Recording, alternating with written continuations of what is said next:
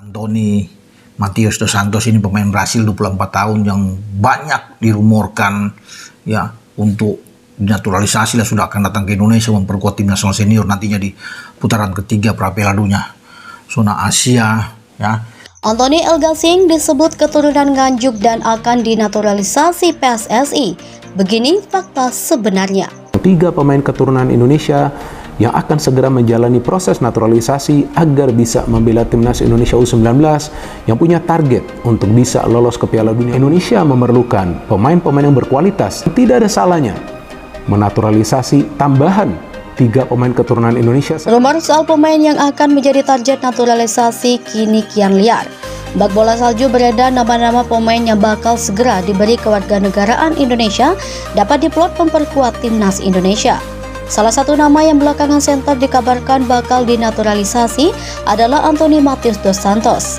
Penggawa Manchester United ini menjadi nama mutakhir yang disebut menjadi target operasi senyap PSSI. Kabar soal Anthony ini pertama beredar di TikTok. Kemudian kabar ini menyebar ke sejumlah medium lainnya termasuk YouTube. Belakangan juga ada media arus utama yang menulis soal rumor bakal merapatnya pemain yang kerap dijuluki El Gasing karena gaya bermainnya yang berputar-putar tersebut ke skuad Garuda. Dalam pantauan bola.net, terdapat sejumlah video soal Anthony yang berada di YouTube, Instagram maupun TikTok memotong video dari pengamat dan komentator sepak bola Roni Pangemanan. Pengamat yang kerap disapa Ropan ini sendiri memang kerap membagikan informasi soal timnas dan proyek naturalisasi PSSI. Namun akun-akun ini secara arbitrer memotong video Ropan tersebut. Walhasil informasi yang diberikan oleh mantan wartawan olahraga tersebut menjadi mislead dan keluar dari konteksnya. Benarkah Anthony El Gasing menjadi pemain target naturalisasi PSSI berikutnya? Simak artikel selengkapnya di bawah ini. Dari penelusuran bola.net, klaim bahwa Anthony merupakan sosok keturunan Nganjuk tidak memiliki dasar. Pemain berusia 24 tahun tersebut justru memiliki darah Portugal. Darah Portugal Anthony mengalir dari kedua orang tuanya. Ibunya bernama Camildra Prudencio Matheus, sementara ayahnya memiliki nama keluarga dos Santos. Kedua orang ini lahir di Brazil, namun kakek nenek Anthony dan dari ayah dan ibunya semua berasal dari Portugal. Mereka kemudian berimigrasi ke Brazil.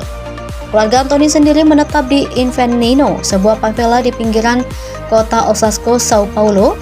Inferno berarti neraka kecil. Ini cukup menggambarkan situasi di lingkungan masa kecil Anthony. Jadi klaim bahwa Anthony memiliki keturunan Nganjuk sama sekali tidak berdasar. Selain itu, ada satu hal lagi yang membuat proses naturalisasi Anthony menjadi mustahil. Pemain bertinggi 174 cm ini sudah sempat memperkuat timnas Brazil.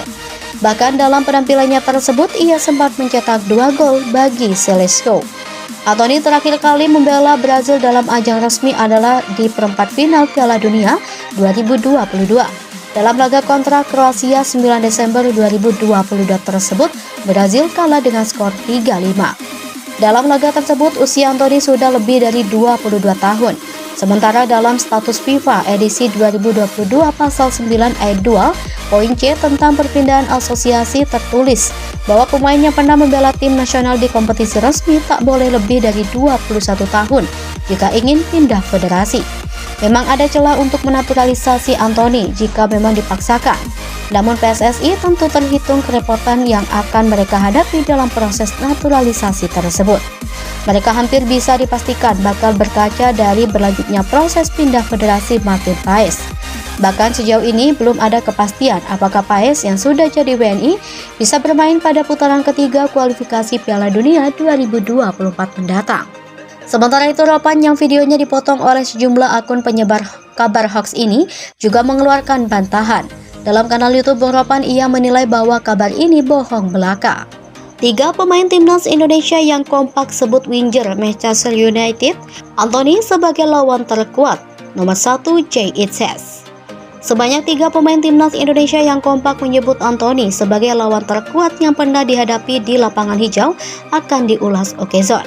Nama Anthony dos Santos mungkin tengah tenggelam bersama Manchester United.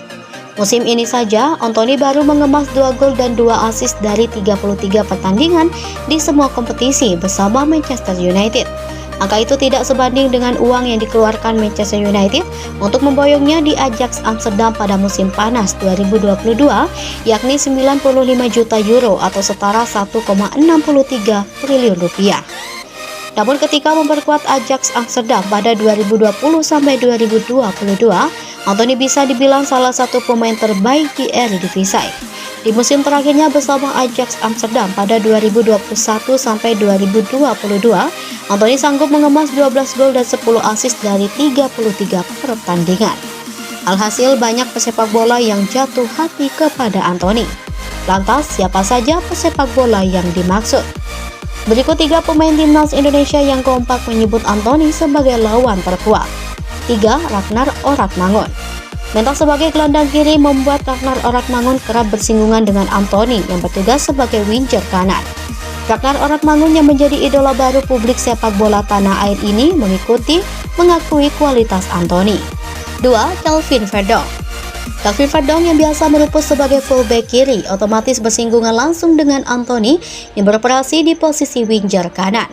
1. Jay Itzes. Di posisi puncak ada Jay Itzes. Meski beroperasi sebagai bek tengah atau gelandang bertahan, Jay Itzes nyatanya sering berduel dengan Anthony.